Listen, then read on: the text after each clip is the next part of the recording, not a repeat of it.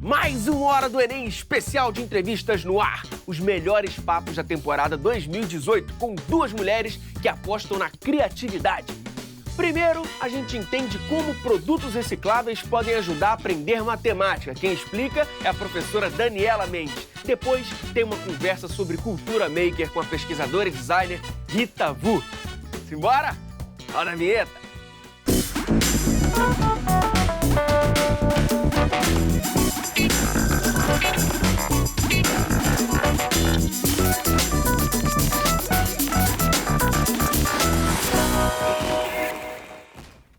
Vamos conversar com uma professora pra lá de criativa. Ela criou um laboratório que ensina matemática e de forma sustentável. Sabe como?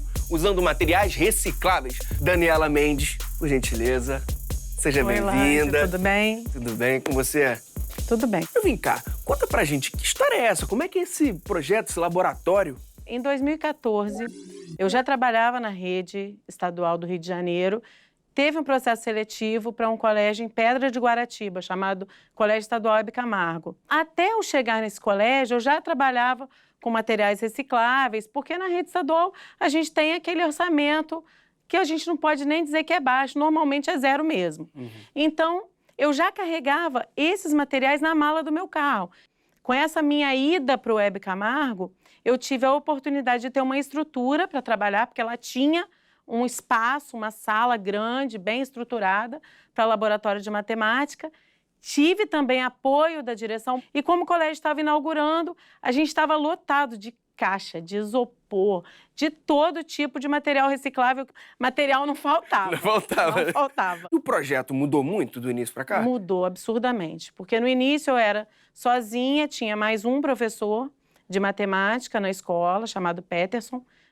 E, assim, no início éramos só nós dois na escola, mas com a abertura do laboratório para comunidade via o blog do Laboratório Sustentável de Matemática.com, a gente passou a agregar outras pessoas, outros personagens, outros professores, até de muito distante. Eu tenho colaboradores na Paraíba, em São Paulo, Minas Gerais, em todo o estado do Rio de Janeiro. Isso também me permitiu ter muitos convites para rodar o Brasil com o laboratório. Agora a gente está trabalhando com uma ideia de unboxing. Eu pego o laboratório, jogo ele numa mala gigante e viajo por aí. Então o projeto ele mudou muito. A internet nos possibilitou deixar de ser uma escola, uma sala de aula, um laboratório fechado, e a gente se abriu mesmo para as pessoas, e essa troca tem impulsionado o nosso trabalho. A gente é uma cara totalmente plural hoje. Agora quero saber como a matemática pode ajudar na sustentabilidade. Pode ajudar conscientizando o nosso aluno. Então, por exemplo, a gente tem materiais lá que a gente fez em 2014. Nós estamos em 2018. A gente vê que o plástico muito pouco se deteriorou.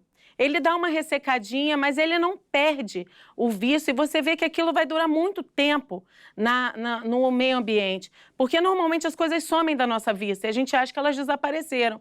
A curva do crescimento da quantidade de lixo que a gente joga na natureza é vertiginosa. A função exponencial nos ajuda a ver isso. Então a matemática nos ajuda a entender que a nossa postura no mundo é deletéria e nos ajuda a rever a nossa própria posição no mundo. O papo tá muito legal, mas eu quero muito ver uma experiência aqui. Como o laboratório é um laboratório extremamente pobre, a gente trabalha basicamente com lixo, com coisas que ninguém quer. Perfeito. Então, eu trouxe um experimento para cá que usa apenas óleo, água... Esse óleo de cozinha? Óleo de cozinha, comum. Tá? E como no laboratório tudo é reciclável, chega algum momento que a gente vai pingando a água nesse óleo, porque é disso que se fala, é disso que se trata essa experiência, chega uma hora que ele fica inviável. E aí o que a gente faz com ele? A gente joga fora? Poluindo muita água? Não. A gente vai transformar ele em sabão. Então, o que é esse experimento? A gente vai acompanhar a viagem de uma gota de água numa garrafa de óleo. Então, a gente vai usar o celular, porque a gente vai cronometrar essa viagem dessa gota.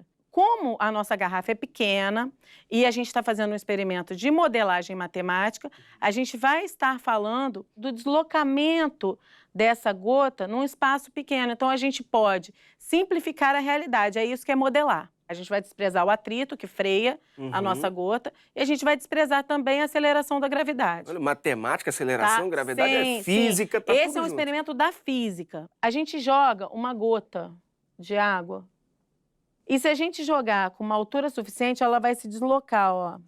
Se eu jogar muito de pertinho, vou tentar jogar uma aqui muito de pertinho. Olha, ela fica aqui na superfície. Se eu jogar muito de pertinho. Muito de pertinho. Por quê? Por causa da tensão superficial do líquido. As moléculas ficam muito mais próximas, tá? É por isso que a gente pode jogar, por exemplo, uma pedra na superfície de um lago e a pedra faz tum, tum, tum. Vai quicando. Vai quicando, é por causa da tensão superficial do líquido. Então, a gente tem que fazer isso de uma certa altura. E a nossa gotinha vai se movimentar. Só que a gente tem que relacionar coisas. Então, a gente tem que fazer medições, porque não tem como você registrar alguma coisa se a gente não medir. Então, eu vou precisar da sua mão, que a gente vai inventar uma unidade de medida agora. Me empresta o seu dedo. Então, a gente vai marcar o ponto 0. Pode ser qualquer ponto. Seu dedo vai ser a nossa unidade de medida, vai ser 1 lande. Boa. 1 lande. 1 lande. Então, isso aqui é 0 landes, 1 lande, 2 landes, 3 landes, 4 landes. Você tem que ficar com o celular na mão, na função cronômetro. Eu vou jogar a gota e você tem que observar. Quando a gota ultrapassar a marca 0 lande, você dá play. O cronômetro ele tem uma função que é a função volta, ou lap. Então, a cada vez que a gota ultrapassar uma marca, 1 lande, você vai apertar a função lap. Essa é a primeira etapa da modelagem, que é a produção dos dados. Depois a gente vai usar o celular deles para analisar esses dados. Quando chegar no marco 0, que é 0 lande, você dá o play.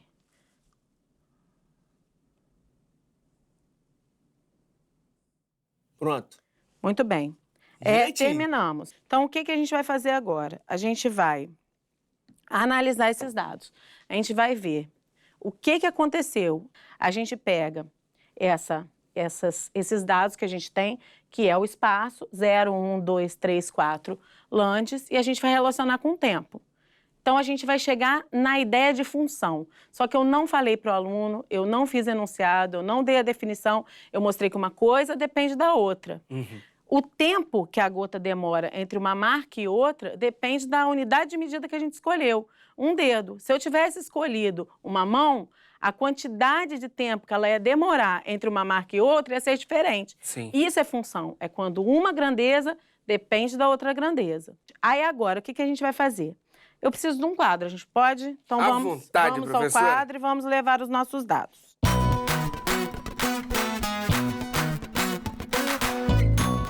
A gente vai analisar esses dados.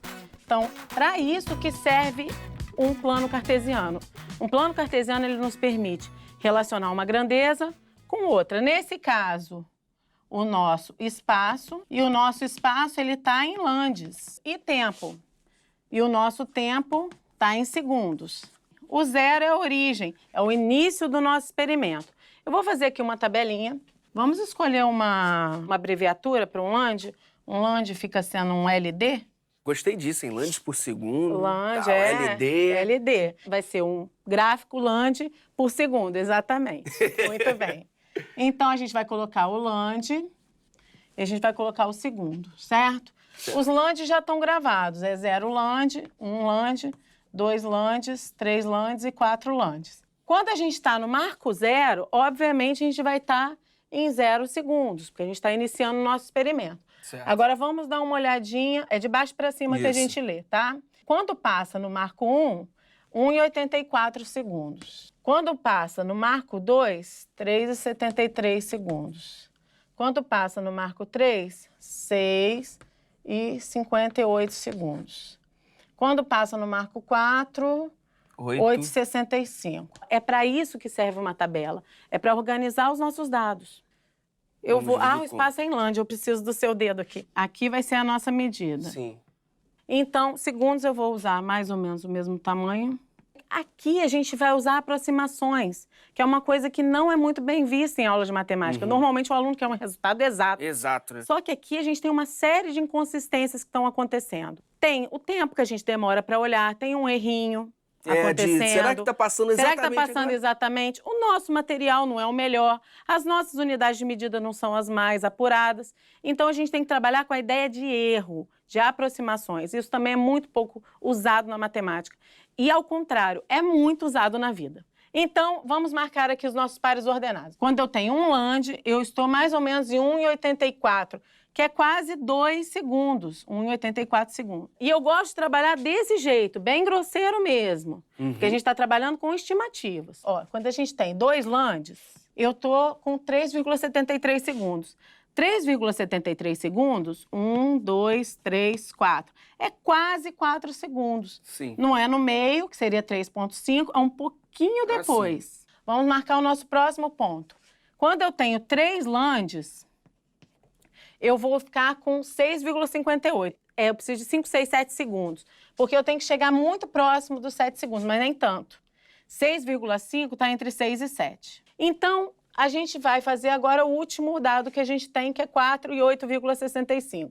Então, vou ter que chegar em 8 segundos, 9 segundos. Não preciso estimar mais. 8,65 é para lá do meio, é um pouquinho depois do meio, e vai se encontrar com 4 lands. Quando eu uno esses pontos, eu posso ter uma ideia de como que a minha gota se comportaria nos estágios intermediários, em 1 land e meio, 3 lands e meio, 4 lands, 5, 6, 7, 8, 9, 10. Eu posso prever o futuro da minha gota. Então, eu pego, vou ligar só 2 pontos, não preciso ligar mais do que 2. E essa reta, ela vai me dar uma boa ideia de como essa gota vai se comportar no futuro. Claro, lembrando, eu estou desconsiderando a aceleração da gravidade, eu estou desconsiderando o atrito, que vai freando a minha gota. Certo. Então, se eu tiver uma garrafa infinita, obviamente que esse comportamento muda. Quando eu traço essa reta, eu vejo que as nossas observações foram boas. A nossa gota está se deslocando em velocidade constante, isso significa que ela cobre mais ou menos o mesmo espaço no mesmo tempo. Isso é fundamental para entender função afim, que é isso aqui. Função afim. E a gente está aqui fazendo tudo isso e você nem tocou no nome. Exatamente, nem toquei no nome. Então, a gente vê que alguns pontos aqui estão fora da curva. Isso que é ponto fora da curva. É ponto fora da curva. Isso significa que a gente errou um pouquinho na hora de olhar, demorou um pouquinho para apertar o cronômetro, mas tudo bem. O que não pode é a gente ter um ponto fora da curva aqui, mas mais ou menos perto da curva, tá tudo bem. Essa foi uma boa coleta de dados e a gente conseguiu uma boa aproximação para a nossa função afim. Perfeito. Professora, vamos lá para frente?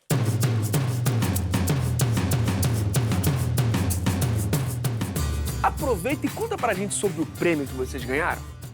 O prêmio que a gente ganhou tem a ver com isso que a gente acabou de viver. Eu estava começando a trabalhar com modelagem matemática, final de 2014. Eu estava procurando algum assunto, algum tema, algum experimento que eu pudesse levar para o laboratório barato, que me ajudasse a entender, a levar os meninos a entender o que é função exponencial. Eu queria alguma coisa que crescesse muito rápido. Então, na minha casa, eu observei um pão mofado. Só que como eu tenho que descer escadas para levar o pão para o lixo, porque eu moro em apartamento, eu falei, vou deixar esse pão aí amanhã, quando eu for trabalhar, eu levo.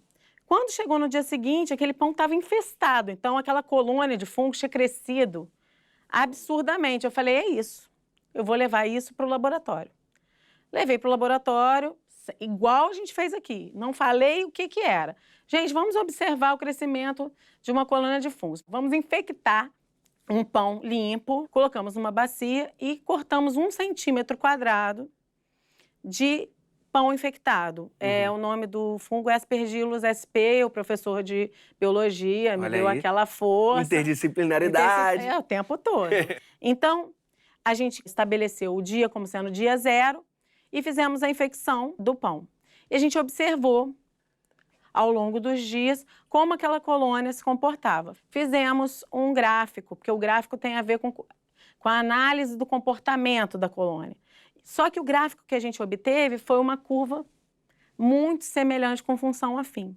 E a gente fez alguns cálculos e a gente conseguiu modelar aquele crescimento daquela colônia. A gente obteve alguma coisa muito próxima de y é igual a 2 elevado a x, que era justamente o que o Aspergillus sp faz, porque ele é assexuado, então ele se duplica de tempos em tempos. Olha aí. A gente ficou entre 1,88 elevado a x e 2,06 elevado a x, bem próximo. Eu escrevi esse projeto, o Prêmio de Educação Científica da Shell, na época era BG, e ganhei o prêmio e fui estudar em Londres. Coisa boa! Professora, para quem quer saber um pouco mais sobre o Laboratório Sustentável, onde busca informação? O site é www.laboratoriosustentáveldematemática.com e de lá você acha todas as nossas redes sociais, canal no YouTube e tudo isso. Professora, muito obrigado pela presença. Obrigada. Nossa, pela experiência aqui e tudo mais, foi muito bacana. Ela coordena 12 espaços makers em São Paulo. Mas calma, ela explica. Então vem pra cá, pesquisadora, designer, arquiteta Rita Vu. Por gentileza, seja bem-vinda, tudo bem? Tudo bem. O que é um espaço maker? O espaço maker é um espaço que você pode construir quase qualquer coisa. Então, sei lá, por exemplo, essa luminária que tá atrás de você é uma coisa que dá pra ser feita lá. Isso aqui? Bonequinho? É, esse bonequinho. Dá pra modelar em 3D, usinar, enfim, dá pra cortar laser, caso queira montar um outro objeto. Usinar? Não captei. Ah, você vai tirando, subtraindo matéria. E dá pra fazer coisas high-tech? Sim, dá sim. Mas também não precisa ser necessariamente high-tech. Apesar de ser laboratórios de fabricação digital e ter digital no nome, a gente pode trabalhar só com tecnologias analógicas ou marcenaria artesanal, não a marcenaria digital, por exemplo. Então, são espaços comuns no Brasil? Tem bastante, lógico que lá em São Paulo tem muito mais, mas eles estão espalhados pelo Brasil todo e um dos mais legais, por exemplo, fica em Recife. E eles não necessariamente precisam estar num espaço físico fixo. Então, a gente tem, tipo, ônibus hackers, também barcos hackers, Fab Labs, que também estão dentro de ônibus, enfim. Não, mas calma aí, ônibus? Acontece, tem esse espaço dentro de um ônibus? Sim, um ônibus equipado, né? Para ser um laboratório de fabricação digital, a gente tem basicamente 5 equipamentos básicos, que é plotter de recorte, a CNC, que ela pode ser a de grande porte ou de precisão, impressora 3D, cortadora laser e a vacuumforme. Então, a gente pode ter esses equipamentos dentro de um ônibus, por exemplo, de um caminhão, e ir para qualquer lugar, né? Só ter um ponto de energia ou um gerador, tá tudo certo. Mas por que hackers? Que tipo de hackeamento é esse? Você pode hackear qualquer coisa, né, do objeto cotidiano, que é basicamente você tirar a função original ou criar uma nova função. E para hackear, a gente tem que conhecer bem esses sistemas. Então, ter um objeto, sacar como ele funciona e aí criar alguma outra coisa com ele. No caso dos espaços makers, a partir de insumos quaisquer ou de outras coisas também que você pode desmontar, construir, enfim, quase qualquer coisa. Então eu posso... Consertar também.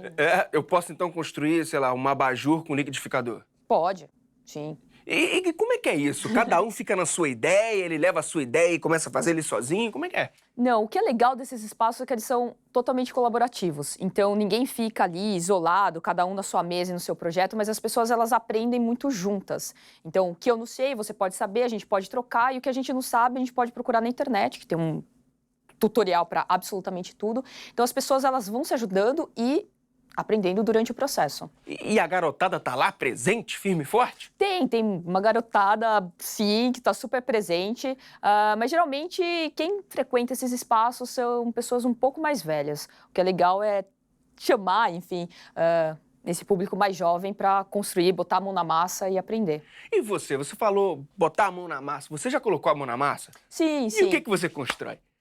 Eu já fiz muita coisa, assim, por exemplo, os móveis da minha casa eu fiz. Ou, por exemplo, anéis. Também trabalhei muito com computadores vestíveis, né? O que a gente chama de wearables, fazendo instalações artísticas, com arte e tecnologia. Então, sei lá. E também alguns outros objetos do cotidiano. Bem amplo, assim. Você pode criar de tudo. Sim, Ou também consertar coisas. Por exemplo, quebrou a perna de uma cadeira. Não vou jogar essa cadeira fora. Eu posso simplesmente acoplar alguma coisa, tipo, fazer um anexo aí. E, enfim, continuar usando a cadeira. Então, esse tipo de coisa é bem comum. Tipo a escola de MacGyver. Basicamente isso. Dá um jeito.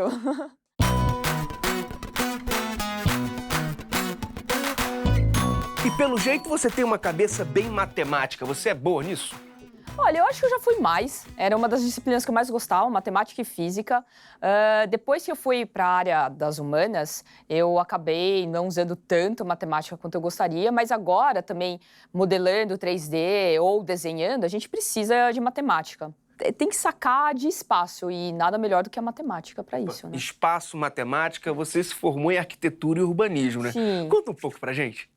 Eu me formei, mas eu demorei um tempo para chegar, também andei por outros cursos, enfim, até acabei desistindo do que eu gostava mais, que era, no caso, física, para ir para uma parte mais humanas. Então, a arquitetura, apesar de ser bem humanas e exatas, porque a gente tem que calcular, né, cálculo estrutural, mecânica dos solos, enfim, tem matemática, mas também tem a parte de criação, de projetos, que acho que é a parte mais importante da faculdade de arquitetura, é saber projetar qualquer coisa. E farmácia, você também passou por lá? Sim, passei por um período e também é uma coisa que eu vou resgatando, inclusive dentro dos laboratórios, né? De conseguir mexer com coisas vivas, trabalhar um pouco com bioquímica, enfim, isso é uma coisa que a gente também está anexando para esses laboratórios de fabricação digital, porque não também programar, no caso, organismos vivos. E muita gente não se encontra no primeiro curso e acaba tendo a sensação de que fracassou. Você passou por isso? Sim, passei. De fato, é um peso quando você fala, puxa, tô perdida, vou mudar de área. Mas eu acho que se perder é bastante importante para a gente também se encontrar. E o conhecimento, ele nunca, sei lá, é desperdiçado. Isso fica e depois a gente vai vendo que as coisas são todas integradas, né? E que essa formatação depois é explodida. Então você vai para áreas diferentes. Qual o papel de uma coordenadora do Espaço Maker? Bom, na verdade, como eu fico mais na prefeitura, a gente repassa dinheiro para que uma outra organização faça a gestão direta. Então, eu cuido, digamos, da parte burocrática e do fortalecimento dessa rede. Afinal, são 12 laboratórios que trabalham em conjunto. Então, acho que essa é a principal função, é entender esses laboratórios como uma rede, né, essa conexão, que não é só de espaços físicos, mas das pessoas que estão nesses espaços, e também fazer, enfim, toda a parte administrativa disso. E vem cá, rola muito perrengue, ou sei lá, coisas engraçadas? Nossa, é que rola absolutamente de tudo, assim, coisas que, enfim, acontecem e você fala, não, como assim? Principalmente, tendo no poder público, tudo é uma longa história para acontecer. Mas dentro dos espaços também, sempre muitas surpresas e pessoas incríveis que a gente acaba conhecendo e que muitas vezes, assim, dão soluções muito singelas para problemas complexos e dá certo. E eu acho que é isso. Nem sempre a gente precisa complexificar a vida para realmente ter uma solução. Tá abstrato. Nossa, um dos casos que eu mais gosto é da Amélia. Ela é uma das frequentadoras lá do Fab Lab, do Céu Três Pontes, inclusive. E ela perdeu o movimento de um dos braços. E aí, puxa vida, né? Como que ela ia continuar fazendo as coisas que ela desenvolvia. Então, ela desenvolveu uma série de ferramentas, né? Ela fez meio um kit que poderia auxiliar ela nas atividades diárias. Então, por exemplo, ela começou a fazer bolos e aí enfim, trazer a massa do bolo para a forma, ela, né, sem a outra mão, ela fez um suporte para a bacia. Isso tudo imprimindo em 3D. Ou para pregar algum prego na parede, ou cortar coisas numa bandeja. Então, ela desenvolveu essas bandejas que pudessem, quase como outros objetos que pudessem funcionar como a mão dela, e aí ela corta só com a mão. Então, ela desenvolveu vários instrumentos para o dia a dia, que é incrível.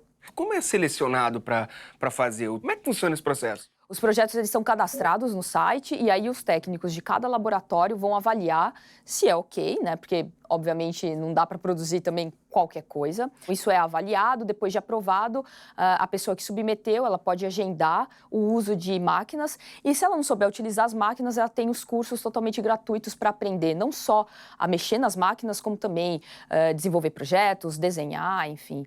E aí ela pode utilizar e prototipar o que tem na cabeça.